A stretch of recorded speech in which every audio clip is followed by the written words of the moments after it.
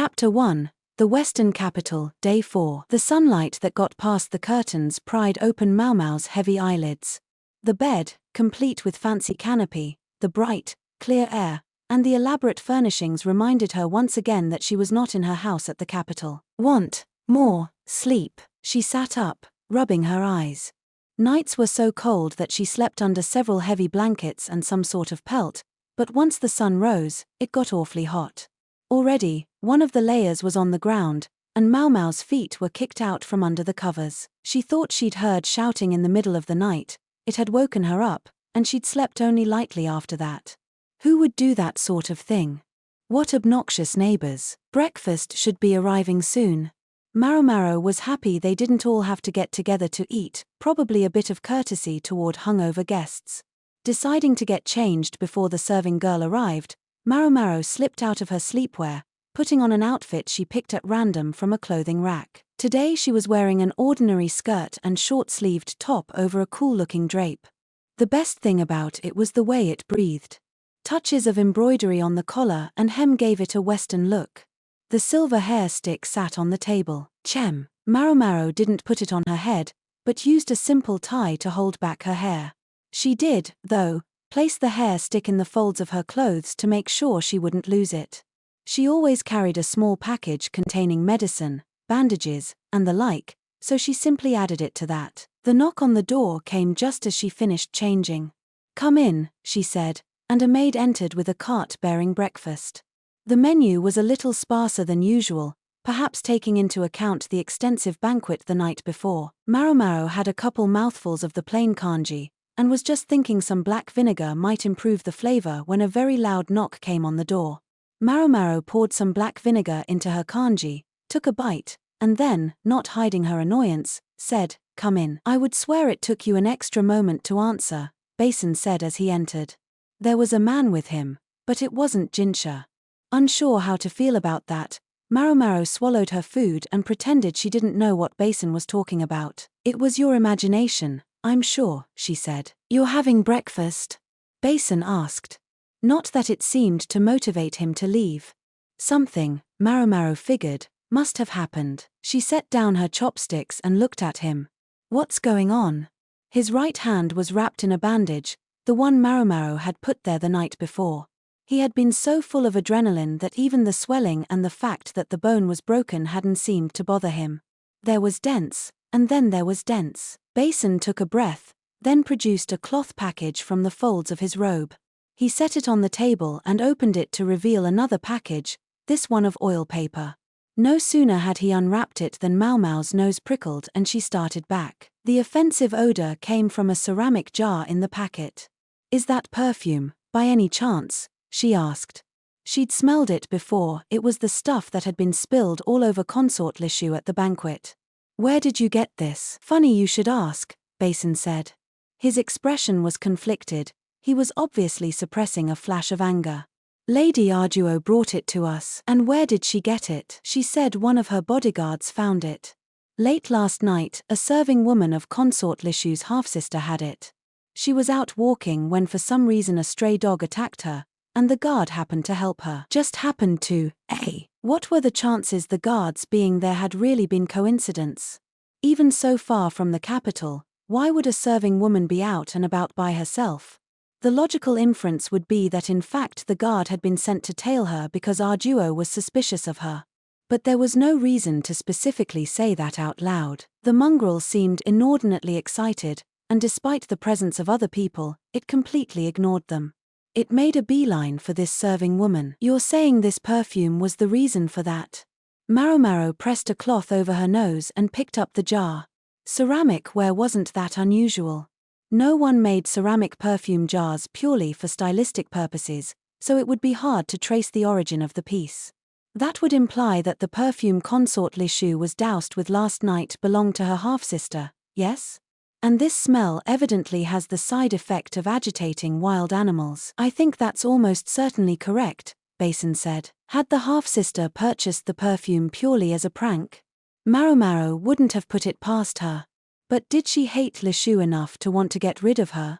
And even if she had the motive, Maomao doubted she and the serving woman between them had the skills to rig the bars of the lion's cage. She considered the possibility that Lishu's father Yuryu had helped them, but that theory left questions too. For one thing, if they had been trying to get rid of Lishu, it was an awfully roundabout way of doing it. There would have been so many simpler solutions. Above all, the risk was simply too great. Nonetheless, there was one thing Maomao wanted to be sure about. So you're taking the consort's half-sister to be the culprit? Basin paused. We can't say for certain. But if nothing changes, I think that's where we would find ourselves. An artfully vague way of putting it. That was unusual for Basin. He was normally much more direct. Maomao might have expected him to exclaim, "Yes, she must be punished." Instead he went on, "The half-sister claims it was just supposed to be a prank. She says someone she met in town a few days ago gave her the perfume.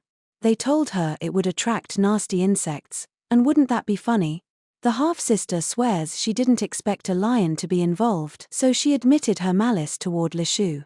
She just hadn't planned on the lion. If that was all true, how did it change things? If she was also involved in booby-trapping the lion's cage, that would go beyond a prank," Maomao said. There had been many dignitaries at the banquet besides Lishu, and she would have been putting them in danger as well. If she really had only been going after the consort, she might still get away with it. Lishu was a relative, for one thing, and importantly, she would have some discretion in how hard to push for punishment. The half-sister might not get off scot-free, but maybe with just a slap on the wrist. "You're right. And not only the half-sister, but Sir Yuryu as well as consort Lishu herself might feel the heat from it," Basin said. "You think a little heat is all they're going to feel?" Maomao asked. She expected them to be scorched. Many powerful people from another country had been at that banquet. This could be an international incident. She thought it was naive to imagine that only the culprit would be punished. Basin gave her a sour look. "Why do these things always happen to consort Lishu?" he said. It was hard to tell whether he was asking himself or Maomao, and she wasn't sure what to say, so she stayed silent. But she thought, maybe she was just born into it. Maomao hated to wave everything away with words like destiny, but it did seem to her that some people had better luck than others. This especially struck her when she considered her adoptive father Luo Men. He was smarter and more capable than anybody, but he seemed to utterly lack good fortune. He was now back working at the palace, but it seemed this had only prompted the fox strategist to drop in on him with some regularity, interrupting his work. The situation must have been dire if it was bad enough for him to remark upon in his letters. He'd written that recently, one of his medicine cabinets had found itself turned inside out. Maomao couldn't imagine why. "Isn't it all just too pitiful to bear?" Basin said. He's really worried about her, Maomao thought, but she decided not to say anything out loud. Commenting on that which would better go unnoticed was a sure route to more headaches. Still, it was true that the consort, in her consortish way, had her problems. Fundamentally, she always simply allowed herself to be swept along. Maomao knew that was somewhat inevitable. It was how Lishu had been raised and it was how she had always lived. Yet Maomao couldn't help thinking of the young woman who had come to the pleasure district to sell herself as a courtesan. She'd done it in order to cut ties with her father, to help her sister eat, and to pull herself out of the muck.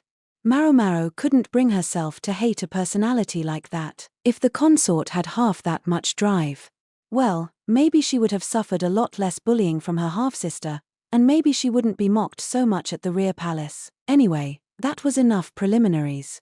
It was time for Maomao to find out exactly why Basin had come to her. "Is there something you'd like me to do, sir?" she asked. "Yes. There is," Basin said, and took out a piece of paper. It looked like a wanted poster, but something puzzled Maomao. "What's this mean?" "That's what I'd like to know. This is the woman she said gave her the perfume." The sketch on the paper did indeed appear to depict a woman, but her face was veiled so that only her eyes were visible. To compensate, the sketch included her entire body, but although the details of her clothes were carefully drawn, she could obviously just change outfits. "Is she a merchant?" "No. Apparently she just started talking to the half-sister while she was doing some shopping in town." "In town, huh?" Maomao listened to Basin's story doubtfully. The woman claimed to deal in perfumes, and she recommended several different scents to the half-sister. This one was among them. Supposedly, the merchant had told her that the perfume could attract men, but to be careful how she used it. The smell would be too strong unless it were properly diluted, the half-sister was told. In fact, some people had even been known to use it in pranks. This, it seemed, was where the half-sister had gotten the idea for her little joke. That story's a little vague, Maomao said. Very true. It's not much to go on. And tracking down this perfume seller would be difficult at best. Maomao squinted, studying the picture. The outfit, characteristic of the Western capital, was designed to protect against sand and dust, so it left very little exposed, which is to say, it concealed any distinguishing bodily features. But Maomao's sharp eyes noticed one thing in particular. For as simple as this drawing is, the accessories on the shoes have an awful lot of detail. Basin took another look at the image. Now that you mention it, that's true. In fact, the size of the feet seems off compared to the rest of the body. The person's body had been drawn to a more or less normal scale, but her feet appeared twisted, almost stylized. Do you think there's any chance she had bound feet? Maomao asked. Bound feet. Foot binding was a way of forcibly making the feet smaller than they would naturally be. A few of the women in the rear palace had had it done to them. It was a fairly common custom in the north, but what about here in the west? If the half-sister hadn't given it much thought, it suggested foot binding wasn't unusual. Could you double-check this drawing for me? I will, Basin said, collecting the picture. He was about to leave when he turned back as if he had just remembered something. By the way, yes, sir, Master Jinshi has looked odd since last night. Do you happen to know anything about it? I think he would normally have come on an errand like this himself, but instead he chose to send me. Maomao didn't say anything. Have you heard anything about him? I don't know, being under pressure from anybody. Anything? Maomao averted her gaze. Basin was right, she knew he would never normally come to her unless Jinshi had specifically asked him to. She decided to play dumb. Who knows, she said. Perhaps he's tired. It has been a very long trip. Basin's report came back in less than 30 minutes. The half-sister had evidently been insisting to her lady-in-waiting that she had nothing to do with this and never meant for this to happen, but Maomao, frankly, didn't care. Basin came back in a huff, quite angry about all of it. It's just as you said, he told her. The woman had indeed had bound feet, and had been wearing special shoes because of it, a distinctive detail that stuck in the mind, and which the half-sister had subconsciously emphasized as she described the woman for the artist, even if she never specifically said that the woman had bound feet. That narrows it down to just a few people, I would say, sir, Maomao replied. You think? In Li, the custom of foot binding was found primarily in the north. Here in the west, in fact, it hardly existed. Thus, if someone with bound feet were encountered in the western capital, it seemed safe to assume they had come from points north. Or at the very least, that their family had settled here sometime in the last couple of generations. The point is, their household must already have had the custom. Basin looked dubious. You don't think she might have been a traveler? Maomao shook her head at that idea. If she was, she would have to be the daughter of a household that could afford to send her in style, like consort Lishu. It was a long way to the western capital, and binding twisted the feet into shapes that were, let it be said, not conducive to walking on sandy ground. The process of foot binding involved forcibly preventing the growth of the feet from a young age, and leaving them bound throughout life so they wouldn't get any bigger. The feet had to be disinfected every few days, such that Maomao sold alcohol to the courtesans with bound feet. All of which meant that if someone born in the western capital had bound feet, she must have belonged to a family large or wealthy enough to continue the tradition. And you're sure about that? I take no responsibility for anything. I've only offered what I think is the most likely possibility in light of the information I've been given. She couldn't have them expecting perfection of her.